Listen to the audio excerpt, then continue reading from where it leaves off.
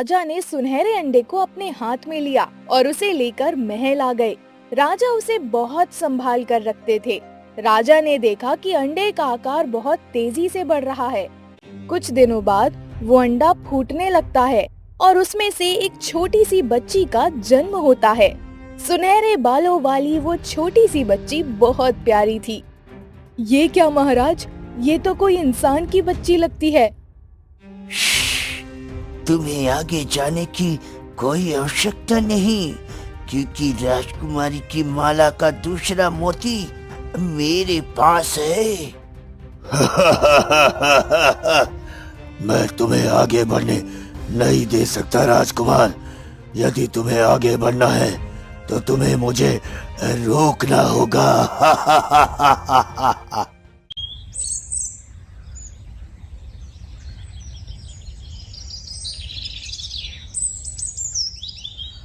शक्तिपुर नामक राज्य में राजा हर्षवर्धन राज्य करते थे। वो एक ईमानदार राजा थे, लेकिन उनकी महत्वाकांक्षा बहुत ज्यादा थी। अगर एक बार कोई चीज उन्हें पसंद आ जाती तो वो उसे लेकर ही मानते थे। मंत्री जी, मेरी इच्छा हो रही है कि मैं राज दरबार के कामों से छोटा सा विराम ले लेता हूँ। कुछ दिन जंगल में घूमने से मेरी सेहत भी अच्छी हो जाएगी और मन भी लगेगा। हाँ हाँ, क्यों नहीं महाराज। राजकाज का काम इतना अधिक होता है कि आपको अवश्य जंगल घूमकर आना चाहिए। मैं आपके लिए सारी व्यवस्थाएं कर देता हूँ महाराज। अरे नहीं नहीं, इस बार मैं अकेला जाना चाहता हूँ, इसलिए किसी भी प्रकार के सैनिक या रथ की जरूरत नहीं है। राजा घोड़े पर सवार होकर जंगल की ओर निकल पड़ा। राजा ने जंगल का भ्रमण किया और एक स्थान पर पहुंचा। थक जाने के कारण वो पेड़ के नीचे आराम करने लगा। कितनी थकान हो रही है यहाँ पर। दूर दूर तक कोई नदी या तालाब भी नहीं है। पहले थोड़ी देर विश्राम कर लेता हूँ, फिर पानी की तलाश में निकलूंगा। हाँ। राजा ने देखा कि पेड़ के ऊपर एक मैना बैठी हुई है। जब राजा ने और ध्यान से देखा, तब उन्हें घोंसले में एक सुनहरा अंडा दिखाई दिया। अरे, इतना सुनहरा अंडा तो मैंने आज तक नहीं देखा। ये अवश्य सोने का होगा। मुझे इसे अपने साथ लेकर महल जाना चाहिए। रानी राजकुमारी दोनों इसे देखकर खुश हो जाएंगे।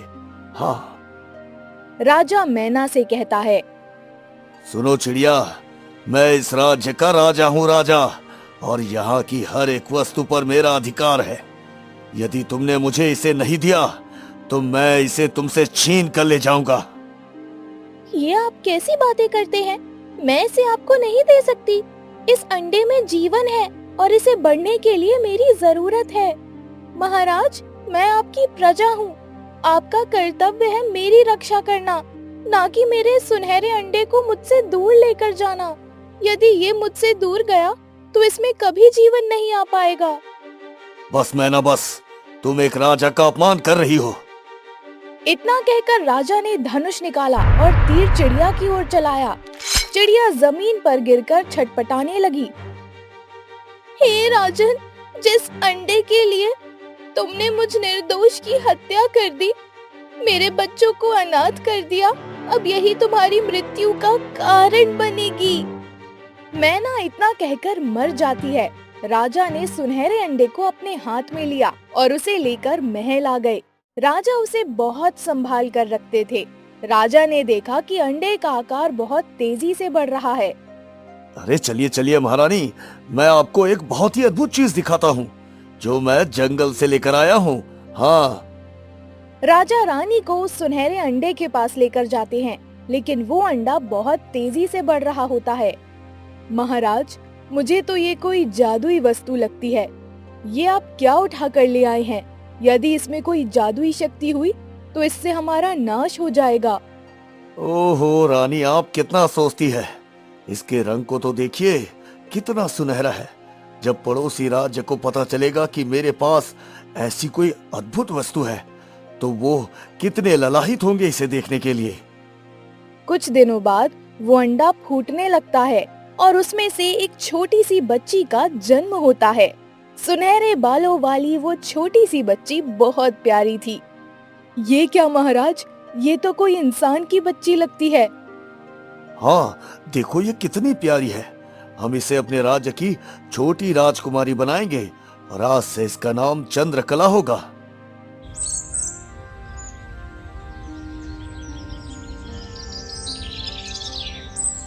कुछ समय बाद राजकुमारी चंद्रलेखा बड़ी हो जाती है।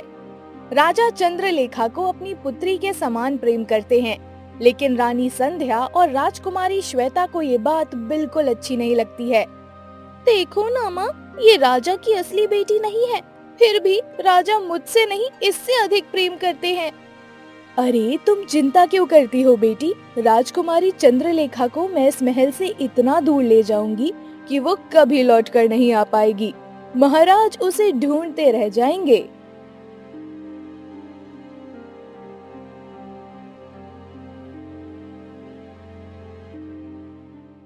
एक बार की बात है, महारानी संध्या रात्रि के समय चुपचाप महल से निकलती है। वो एक काली गुफा के सामने पहुंच जाती है। आओ आओ महारानी, मैं तुम्हारा ही प्रतीक्षा कर रहा था।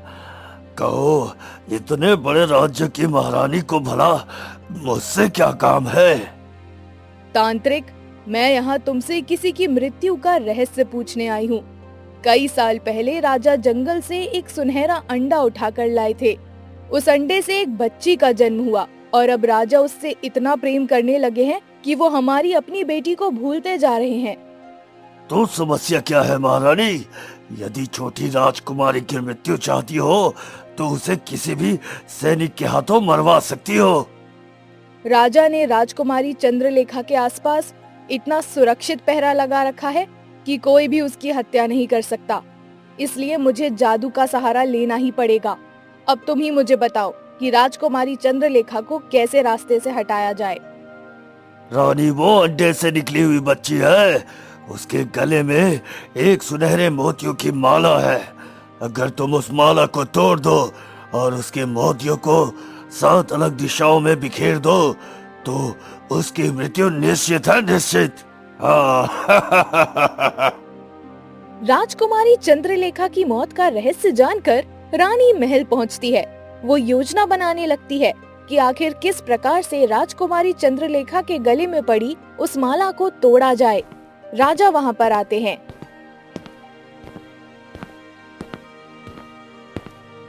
महारानी, महल में स्वागत की तैयारी करो। पड़ोसी देश के राजकुमार मानवेंद्र हमारे नगर पधार रहे हैं।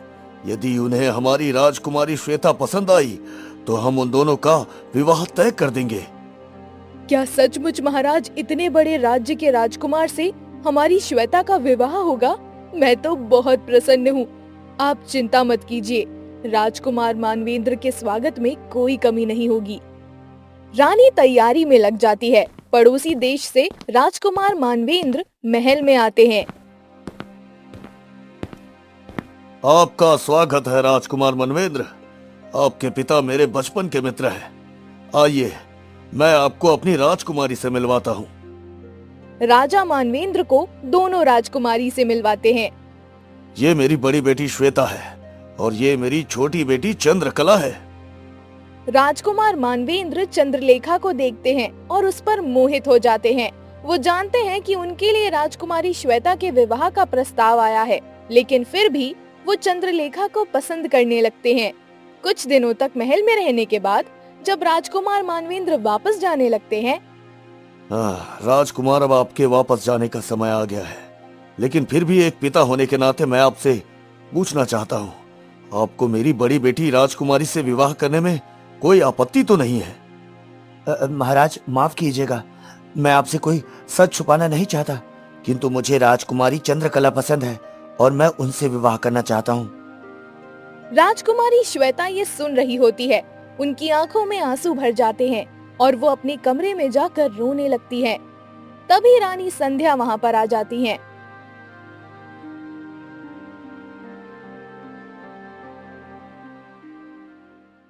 देखा माँ, चंद्रलेखा को अभी भी चैन नहीं पड़ा। पहले उसने मुझसे मेरे पिता को छीन लिया और अब राजकुमार मानवेंद्र भी चंद्रलेखा से विवाह करना चाहते हैं, मुझसे नहीं। क्या? ये तू क्या कह रही है बेटी? हाँ माँ, ऐसा ही हुआ है। तुम चिंता मत करो श्वेता, इस चंद्रलेखा को मैं रास्ते से हटा कर रहूंगी। मुझे उसकी मृत्यु का रहस्य मिल गया है। माँ, अब मैं चंद्रलेखा को और बर्दाश्त नहीं कर सकती। उसे हमारे जीवन से दूर लेकर जाओ।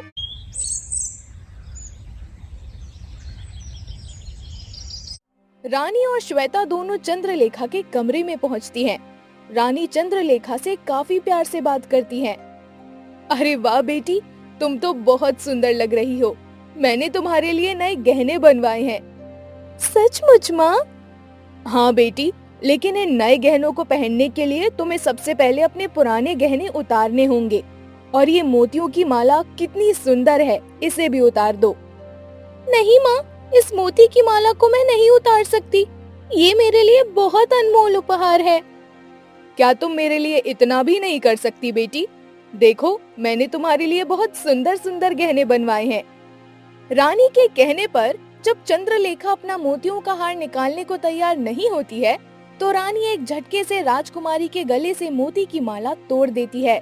राजकुमारी बेहोश हो जाती है। राजकुमारी श्वेता जल्दी जल्दी मोतियों को इकट्ठा करती है और उनमें से वो 7 मोती अपने पास रख लेती है।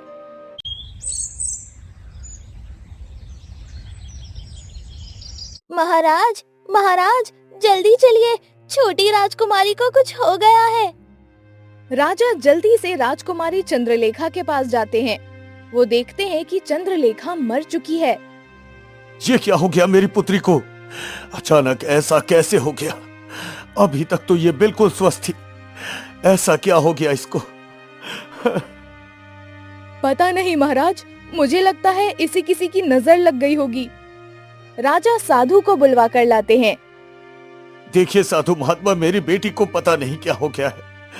अब आप ही कोई रास्ता बताइए साधु महाराज, अब आप ही कोई रास्ता बताइए। महाराज, राजकुमारी की मृत्यु हो चुकी है। ये कोई साधारण राजकुमारी नहीं, बल्कि अंडे से जन्मी हुई राजकुमारी है। इनके शव का दाह संस्कार नहीं होता महाराज। आप एक छोटा सा कमरा बनवा दीजिए, उसमें राजकुमारी के शव को रखवा दीजिए। इनका शव अपने आप नष्ट हो जाएगा। जहाँ पर राजकुमारी का शव रखा जाएगा, उसमें कोई भी प्रवेश ना करने पाए, ये ध्यान रखिएगा। साधु की बात मानते हुए राजा ऐसा ही करते हैं। एक छोटे से कमरे में राजकुमारी को रख दिया जाता है।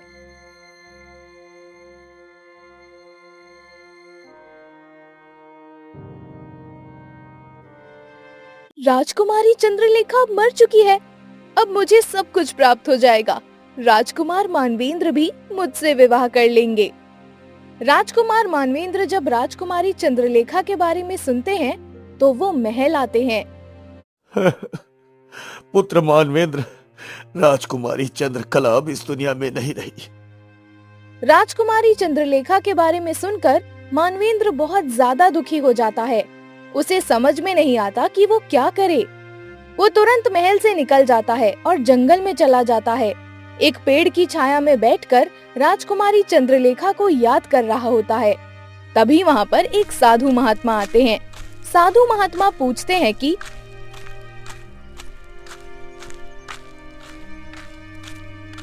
अरे राजकुमार, तुम इस प्रकार दुखी क्यों हो? तुम्हारे पास तो सब कुछ है, किसी भी प्रकार का कोई कष्ट नहीं है, फिर आंसू क्यों बहा रहे हो? राजकुमार साधु महात्मा को सब कुछ बताते हैं। तब साधु कहते हैं कि हाँ, तुम्हारा प्रेम मुझे राजकुमारी के लिए बहुत निस्वार्थ लगता है। अब तुम ही हो जो उनका जीवन बचा सकते हो। कैसे साधु महाराज?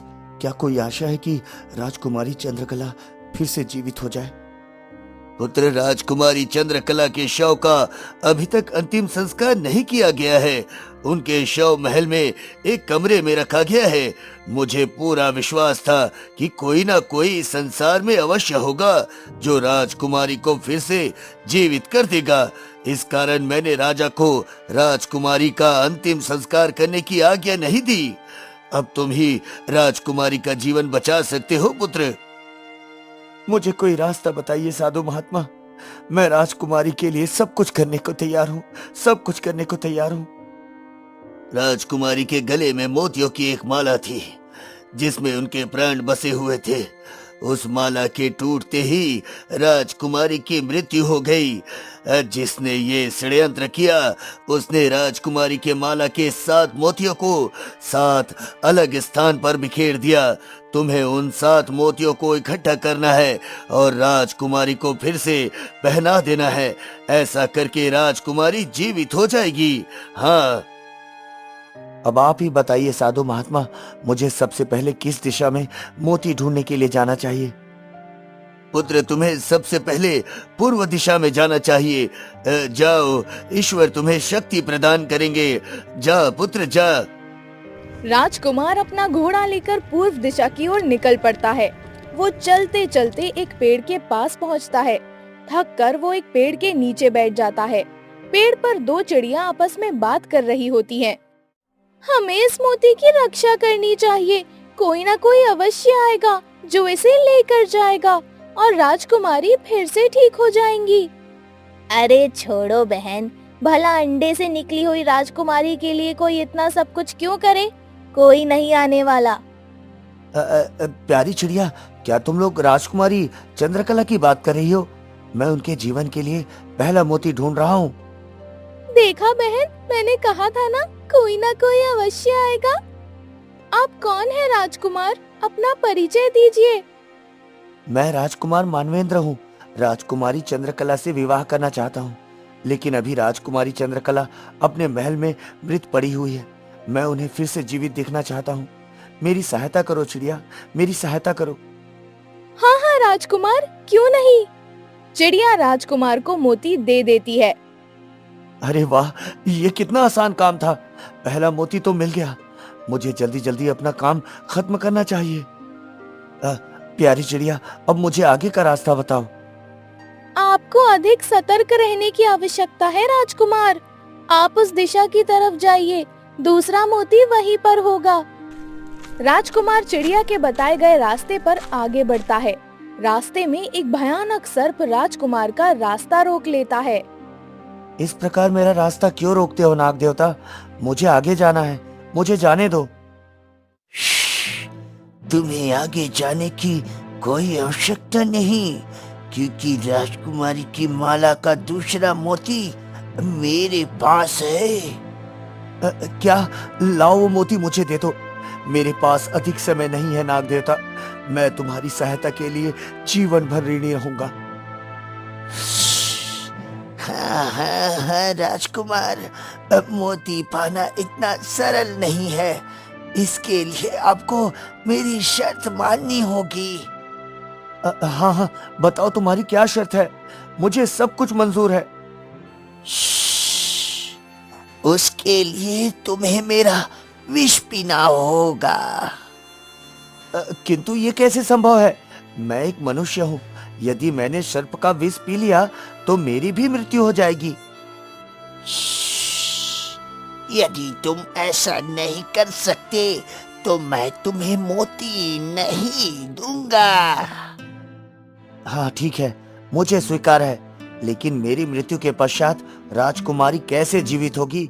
क्या तुम ये जिम्मेदारी निभाने के लिए तैयार हो? तुम चिंता मत करो राजकुमार।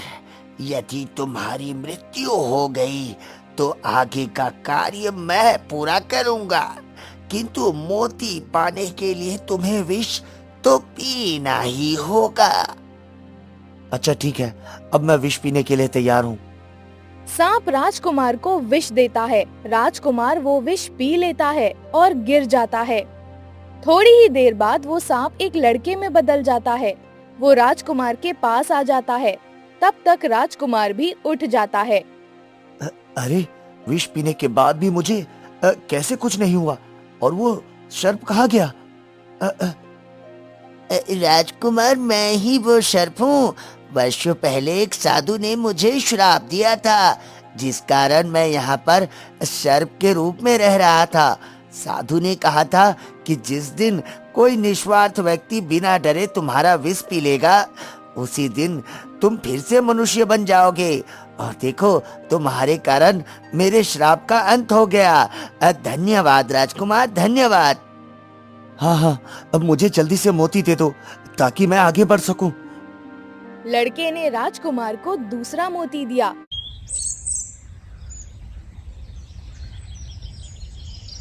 राजकुमार आगे बढ़ने लगा।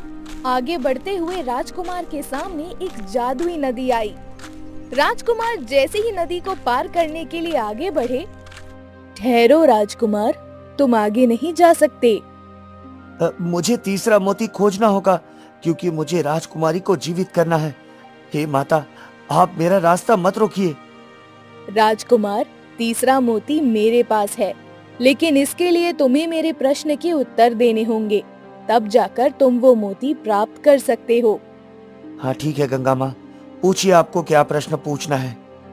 राजकुमार मानवेंद्र, आप मुझे ये बताइए कि आपके जीवन का सबसे बड़ा सुख क्या है?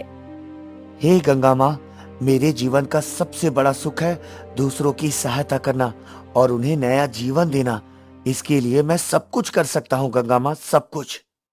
तुमने मेरे प्रश्न का उत्तर बिल्कुल सही दिया है राजकुमार, मैं तुमसे प्रसन्न हूँ। गंगा माँ ने राजकुमार को तीसरा मोती दिया।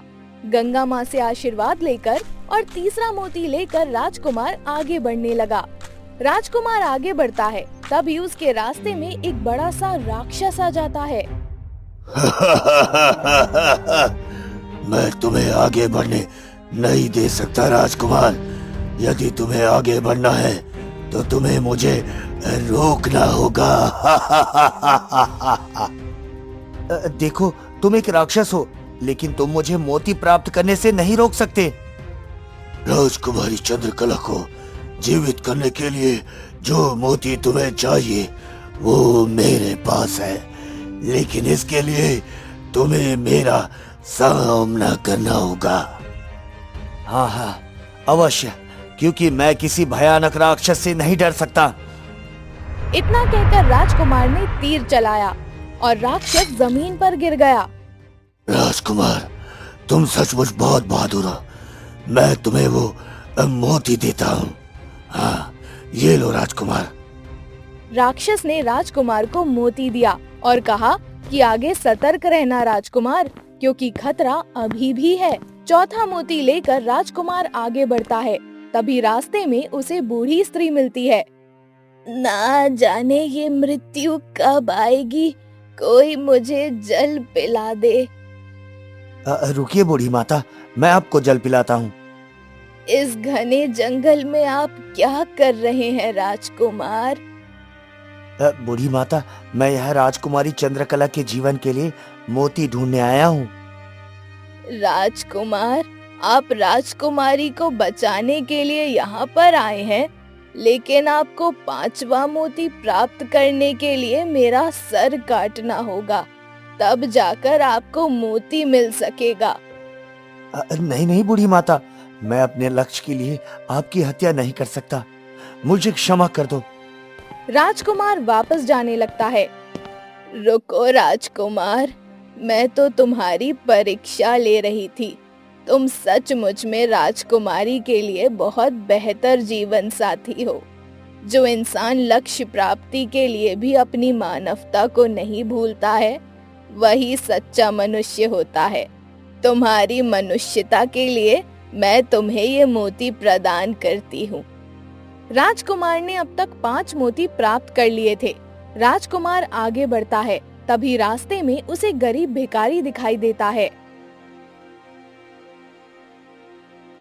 मेरी मदद करो राजकुमार, मेरी मदद करो। मैं कई दिनों से भूखा हूँ। यदि आज मैंने भोजन नहीं किया तो मैं मर जाऊंगा। मेरी मदद करो राजकुमार। किंतु इस समय तो मेरे पास तुम्हें देने के लिए कुछ भी नहीं है भिक्षुक। ऐसा मत कहो राजकुमार। यदि मैं भूख के कारण मर गया तो इसके लिए तुम्हें दोष लगेगा। आखिर तुम एक राजकुमार हो, तुम्हारे पास अवश्य कुछ न कुछ होगा जो दान दिया जा सके। इस समय मेरे पास इन मोतियों के अलावा कुछ भी नहीं है। अब मैं इनसे ही तुम्हारी सहायता कर सकता हूँ। ठीक है, तुम मुझे ये मोती दे दो, मैं बाजार में बेचकर भोजन खरीद लूंगा। राजकुमार गरीब भिखारी को मोती दे देता है। अरे ये मोती तो बहुत विशेष लगते हैं। इसे तुमने कहाँ से प्राप्त किया? दरअसल इन मोतियों में राजकुमारी के प्राण बसे हुए हैं भिक्षुक। इन 5 मोतियों के अलावा अन्य 2 मोतियों को ढूंढकर माला बनाकर यदि राजकुमारी चंद्रकला को पहना दिया जाए तो वो फिर से जीवित हो जाएंगी, लेकिन ये अब संभव नहीं है। तुम इन्हें ले जाओ भिक्षुक। इतना कहकर राजकुमार वहाँ से जाने लगता है। मैं भूखा अवश्य हूँ राजकुमार, किंतु किसी के प्राणों का भूखा नहीं हूँ। यदि इन मोतियों से राजकुमारी जीवित हो सकती है तो तुम इन्हें ले जाओ राजकुमार। नहीं भिक्षुक, एक दान की गई वस्तु दोबारा प्राप्त नहीं की जा सकती। मैं इसे वापस नहीं ले सकता। इसे वापस ले जाओ राजकुमार। राजकुमारी को जीवित करना तुम्हारा लक्ष्य है। अपने लक्ष्य से पीछे मत हटो। भिखारी की बात सुनकर राजकुमार उससे मोती ले लेता है और आगे बढ़ने लगता है। तभी एक बड़ा सा पक्षी राजकुमार के रास्ते में आकर बैठ जाता है। नहीं, तुम आगे जाकर मोती प्राप्त नहीं कर सकते राजकुमार। मैं इस मोती का रक्षक हूँ, रक्षक। देखो पक्षी, इस मोती के बदले तुम्हें जो कुछ भी चाहिए मैं तुम्हें देने के लिए तैयार हूँ। बस मुझे अंतिम मोती प्राप्त कर लेने दो। यदि तुम्हें 7वां मोती प्राप्त करना है तो तुम्हें अपने अंगों का बलिदान देना होगा। यदि तुम ऐसा करने में सफल होते हो तभी तुम्हें अंतिम मोती दे सकता हूँ मैं। पक्षी की बात सुनते ही राजकुमार अपने अंग काट देता है। राजकुमार के हाथ से खून बहने लगता है। रुको राजकुमार, मैं तो ये देख रहा था कि तुम कितने बड़े बलिदानी हो।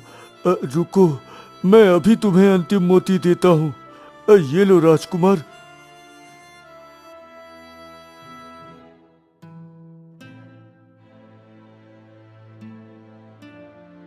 महाराज, मैंने राजकुमारी को जीवित करने के लिए 7 मोती को ढूंढ लिया है।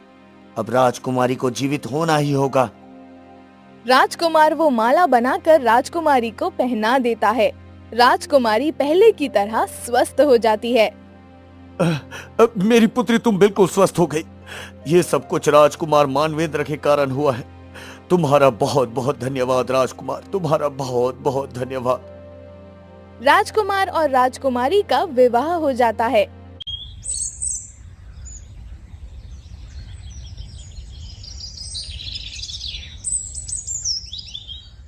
एक दिन राजकुमारी बैठी होती है, तभी उसके पास एक मैना आकर बैठती है। राजकुमारी चंद्रलेखा, अब तुम कैसी हो? मैं बिल्कुल स्वस्थ हूँ, लेकिन आप कौन हैं? बेटी, मैं जानती हूँ तुम अंडे से पैदा हुई राजकुमारी हो। हम तुम्हारा ही परिवार हैं। मैं तुम्हें तुम्हारे जीवन की एक बहुत बड़ी सच्चाई बताने वाली हूँ। कैसी सच्चाई? पुत्री, राजा तुम्हें अपने महल इसलिए लेकर आए थे क्योंकि वो बहुत बड़े स्वार्थी थे। उन्होंने तुमसे तुम्हारे परिवार को अलग कर दिया ताकि वो तुमसे लाभ उठा सके, तुम्हारी शक्तियों का प्रयोग कर सके। ऐसा कैसे हो सकता है? पिताजी तो मुझसे बहुत प्रेम करते हैं। उनके प्रेम में कोई स्वार्थ नहीं हो सकता। पुत्री, उन्होंने तुम्हारी माता को मारकर तुम्हें उनसे छीन लिया और तुम्हें महल लेकर आए। क्या तुम अपनी माता की मृत्यु का बदला नहीं लेना चाहती? नहीं, महाराज तो मुझे अपनी पुत्री से भी अधिक प्रेम करते हैं। ये सब कुछ स्वार्थ है बेटी। तुम्हें अपनी माता को नहीं भूलना चाहिए। तुम्हारी माता ने तुम्हारे लिए अपनी जान दे दी।